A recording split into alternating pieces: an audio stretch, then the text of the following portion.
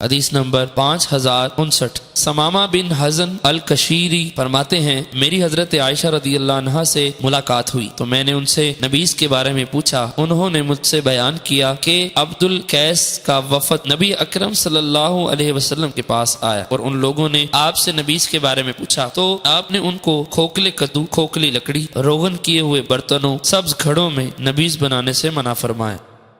حدیث نمبر 5060۔ حضرت عائشہ رضی اللہ عنہا سے مروی ہے، فرماتی ہیں رسول اکرم صلی اللہ علیہ وسلم نے کھوکھلے کدو، سبز گھڑوں، کھوکھلی لکڑی کے برتن اور روغن کیے ہوئے برتنوں کے استعمال سے منع فرمایا۔ حدیث نمبر 5061۔ ایک اور سند سے یہ روایت مروی ہے، البتہ اس میں یہ مظفر کی جگہ مقیر کا لفظ ہے، مفہوم میں کوئی فرق نہیں۔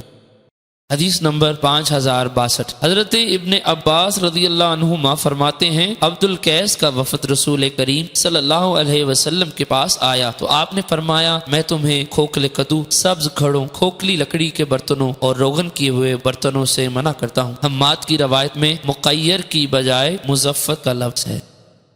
حدیث نمبر 5063۔ حضرت ابن عباس رضی اللہ عنہما سے مروی ہے، فرماتے ہیں نبی اکرم صلی اللہ علیہ وسلم نے کھوکھلے کدو، سبز گھڑوں، روغن کیے گھڑوں اور کھوکھلی لکڑی کے برتنوں سے منع فرمایا۔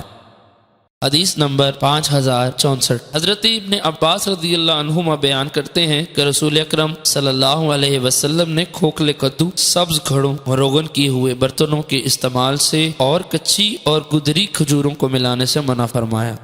حدیث نمبر 5065۔ حضرت ابن عباس رضی اللہ عنہما سے مروی ہے کہ نبی اکرم صلی اللہ علیہ وسلم نے کھوکھلے کدو، کھوکھلی لکڑی اور روغن کیے ہوئے برتنوں سے منع فرمایا۔